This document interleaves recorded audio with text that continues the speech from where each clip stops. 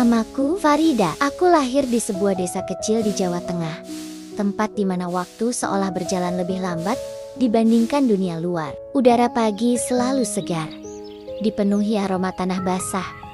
Setelah hujan, kehidupanku sederhana. Seperti kebanyakan keluarga lain di sana tanpa kemewahan, namun penuh dengan nilai-nilai kemanusiaan yang tulus.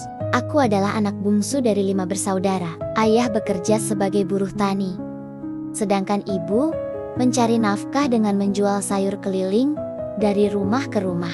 Meski hidup kami serba pas-pasan, aku selalu merasa bersyukur. Namun, ada satu mimpi yang terus menghantui pikiranku untuk melanjutkan pendidikan ke perguruan tinggi. Sayangnya, nasib berkata lain.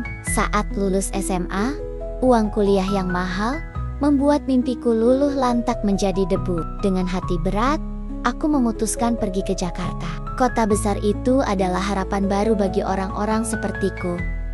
Mereka yang ingin mengubah nasib, meski harus meninggalkan kampung halaman. Aku tak tahu apa yang akan kutemui di sana, tapi aku tahu satu hal, aku harus bertahan.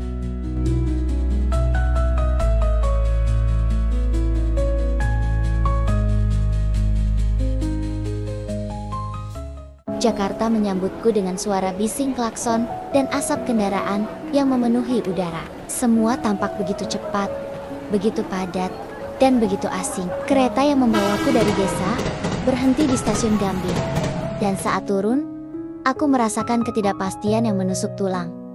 Namun, tekadku tidak goyah. Aku tahu, aku tidak bisa menyerah. Aku berdiri di tengah kerumunan orang-orang yang sibuk berlalu lalang, dengan tas ransel tua melingkar di bahuku. Di dalamnya, hanya ada beberapa potong pakaian sederhana, sepasang sandal jepit cadangan, dan foto keluarga yang selalu kubawa sebagai pengingat akan akar hidupku. Aku menghela napas panjang, mencoba menenangkan diri. Jakarta besar ini adalah harapan baru bagi orang-orang sepertiku, mereka yang ingin mengubah nasib meski harus meninggalkan kampung halaman. Namun, aku tahu perjalanan ini tidak akan mudah.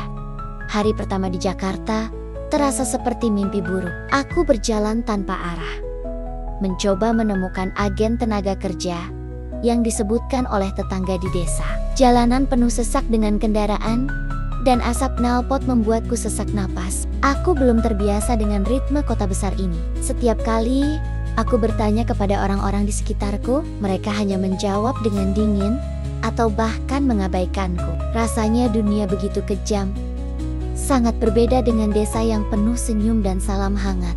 Setelah hampir seharian berkeliling, akhirnya aku menemukan agen tenaga kerja itu di sebuah gang sempit di daerah Kebayoran Lama. Tempat itu tampak kotor dan remang-remang, namun aku tidak punya pilihan lain. Aku masuk dengan hati-hati, duduk di bangku kayu yang sudah lapuk, dan mulai menceritakan sedikit tentang diriku kepada pegawai agen tersebut. Aku memberitahunya bahwa aku butuh pekerjaan sebagai pembantu rumah tangga, dan aku bersedia bekerja keras untuk mendapatkannya. Beberapa hari kemudian, saat aku hampir putus asa karena harus tidur di emperan toko dan makan seadanya, aku menerima telepon dari agen tersebut. Mereka memberitahuku bahwa ada sebuah keluarga di Jakarta Selatan yang tertarik untuk mewawancaraiku. Kabar ini membuatku bersemangat, meskipun aku masih merasa takut dan tidak yakin akan hasilnya. Esok harinya, aku berangkat ke alamat yang diberikan oleh agen. Aku naik angkot yang penuh sesak, berdesak-desakan dengan orang-orang yang tidak peduli satu sama lain. Setelah hampir 1 jam perjalanan, aku sampai di sebuah kompleks perumahan elit. Rumah-rumah di sana begitu megah, dengan pagar tinggi dan halaman luas yang dipenuhi pepohonan hijau. Ini adalah pemandangan yang sangat kontras dengan desaku yang sederhana. Rumah Pak Iwan dan Bu Rini adalah salah satu yang terbesar di kompleks itu. Pintu besi otomatis terbuka setelah aku menekan bel, dan seorang pria paruh baya menyambutku di pintu. Dia memperkenalkan dirinya sebagai Pak Iwan. Wajahnya terlihat serius, dengan tatapan yang sulit dibaca. Aku merasa tegang, namun berusaha tetap tersenyum. Bu Rini, istri Pak Iwan, muncul tak lama kemudian. Dia tampak lebih ramah, dengan senyum lembut yang membuatku merasa sedikit nyaman. "Jadi, kamu Farida?" tanyanya. Suaranya terdengar hangat. Aku mengangguk pelan, menjawab dengan sopan. Iya Bu, mereka mengajakku masuk ke ruang tamu yang luas. Dengan sofa kulit dan lampu gantung kristal yang berkilau. Aku merasa seperti ikan kecil di kolam besar. Tidak tahu harus berbuat apa. Aku merubah kebayaku menjadi tertutup supaya terlihat sopan. Wawancara berlangsung singkat, namun intens. Mereka menanyakan pengalamanku, apakah aku bisa memasak, membersihkan rumah, dan merawat anak-anak. Aku menjawab semua pertanyaan dengan yakin. Meskipun dalam hati, aku merasa cemas. Di tengah wawancara Pak Iwan tiba menatapku dengan intens. Matanya menyapu wajahku, lalu bergerak ke tubuhku. Tatapannya membuatku merasa tidak nyaman. Namun, aku mencoba mengabaikannya. Aku berpikir, mungkin dia hanya ingin memastikan bahwa aku pantas untuk bekerja di rumah mereka. Setelah beberapa menit berdiskusi, Bu Rini akhirnya berkata, "Baiklah Farida, kamu bisa mulai bekerja besok pagi. Kami akan memberikanmu kamar di belakang dapur, dan upahmu akan dibayar setiap bulan."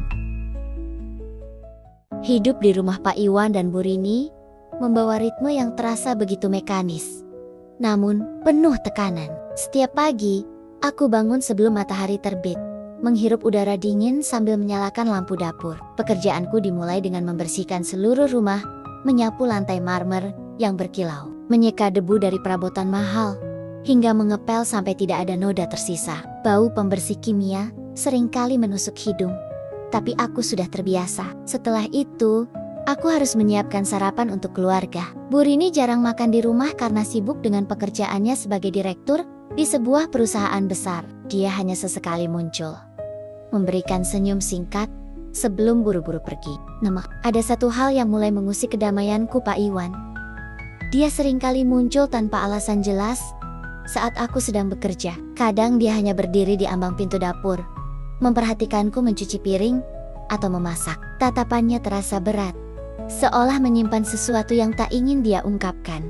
Awalnya, aku mencoba mengabaikannya, berpikir bahwa mungkin dia hanya ingin memastikan semuanya beres. Namun, lama-kelamaan, rasa tidak nyaman itu semakin menguat. Ada sesuatu dalam caranya memandang yang membuatku merasa seperti seekor burung dalam sangkar, diamati tanpa bisa melarikan diri. Sejak saat itu, aku mulai merasa ada bayang-bayang yang mengikuti setiap langkahku. Jakarta, yang awalnya kuharapkan sebagai tempat untuk memulai hidup baru, perlahan mulai terasa seperti jeruji yang tak terlihat. Beberapa bulan berlalu, dan rutinitasku di rumah Pak Iwan mulai terasa semakin berat, bukan karena pekerjaan fisik, melainkan karena kehadiran Pak Iwan sendiri. Dia yang awalnya tampak dingin dan pendiam, perlahan mulai menunjukkan sisi lain yang membuatku tidak nyaman. Tatapannya seringkali mengikuti gerak-geriku, seolah ingin membaca lebih dalam tentang diriku. Suatu sore, ketika aku sedang menyapu lantai ruang tamu, dia tiba-tiba duduk di sofa sambil memandangiku lekat-lekat. Aku mencoba tetap fokus pada pekerjaanku, tapi tatapannya seperti jarum yang menusuk kulitku. "Kamu dari mana Farida?" tanyanya tiba-tiba.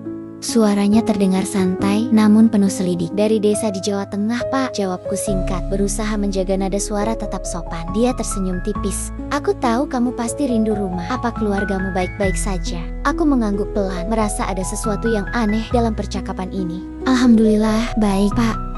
Dia diam sejenak, lalu bangkit dari kursinya dan mendekatiku. Jantungku mulai berdebar kencang saat dia berdiri hanya beberapa langkah dariku. "Kamu bekerja keras sekali Farida. Aku salut denganmu," katanya pelan. Suaranya terdengar lebih intim daripada biasanya. Aku mundur selangkah, mencoba menjaga jarak. "Terima kasih Pak, ini sudah tugasku." Namun, dia tidak berhenti di situ. Tangannya terulur menyentuh pundakku dengan lembut. Tubuhku langsung membeku dan aku merasakan firasat buruk menjalar di tulang belakangku. "Pak, saya harus lanjut bekerja," kataku cepat-cepat. Melepaskan diri dari sentuhannya, dia tersenyum lagi. Tapi kali ini, senyum itu terasa lebih mengancam daripada ramah. "Baiklah Farida, tapi ingat, kalau kamu butuh apapun, aku selalu ada untukmu." Setelah dia pergi, aku berdiri diam, merasakan gemetar tak terkendali di tubuhku. Ada sesuatu yang salah, sangat salah. Dan malam itu, ketika hujan mulai turun, aku tahu bahwa ini baru permulaan dari badai yang akan datang. Hujan deras mengguyur Jakarta malam itu, seolah menangisi apa yang akan terjadi. Aku baru saja menyelesaikan pekerjaan di dapur dan berjalan menuju kamarku dengan langkah lelah. Namun, ketika aku membuka pintu, jantungku serasa berhenti. Pak Iwan sudah ada di sana, duduk di tepi tempat tidurku dengan tatapan yang tak bisa aku mengerti. "Kenapa kamu masuk ke kamarku, Pak?" tanyaku. Suaraku bergetar meski berusaha terdengar tegas. Dia bangkit perlahan, mendekatiku dengan langkah mantap. "Farida, aku tidak bisa lagi menahan perasaanku," ujarnya. Nada suaranya rendah tapi penuh tekanan. Aku mundur, mencoba menjaga jarak. "Pak, ini tidak benar. Tolong keluar dari kamarku." Namun, dia terus maju, hingga tubuhku terpojok di dinding. Tangannya menyentuh wajahku, membuatku gemetar hebat. "Kamu cantik, Farida. Lebih cantik daripada yang kubayangkan," bisiknya. Napasnya memenuhi ruangan kecil itu. Aku menangis, mencoba melepaskan diri, tapi dia terlalu kuat. Tubuhku membeku, pikiranku kosong, hanya ada rasa takut yang menghantui. Malam itu, di balik dinding yang seharusnya memberiku perlindungan, aku merasa dunia runtuh. Esok harinya, aku duduk di tepi ranjang. Tubuhku lemah dan pikiranku kacau. Aku tahu satu hal, dengan pasti aku tidak bisa tinggal di sini lebih lama lagi. Setiap sudut rumah ini kini terasa seperti jeruji yang mengurung. Namun, keputusan untuk pergi bukanlah hal yang mudah. Uang yang kirimkan ke keluargaku setiap bulan adalah napas bagi mereka. Jika aku pergi, bagaimana nasib mereka? Namun, malam itu telah mengubah segalanya. Aku tidak bisa membiarkan diriku menjadi korban lagi. Dengan hati berat, aku mulai merapikan barang-barangku yang sedikit itu. Sebuah tas ransel tua, beberapa potong pakaian, dan foto keluarga itu saja yang kubawa. Aku menulis surat singkat untuk Bu Rini, menjelaskan bahwa aku harus pulang ke desa karena urusan keluarga. Itu alasan yang cukup aman, meski aku tahu itu hanya topeng untuk menyembunyikan luka yang mendalam. Saat meninggalkan rumah itu, aku melihat Ani tengah tertidur pulas di kamarnya. Air mataku jatuh. Dia adalah satu-satunya sinar kebahagiaan di tempat ini. Tapi aku tahu, aku harus pergi demi kebaikannya juga.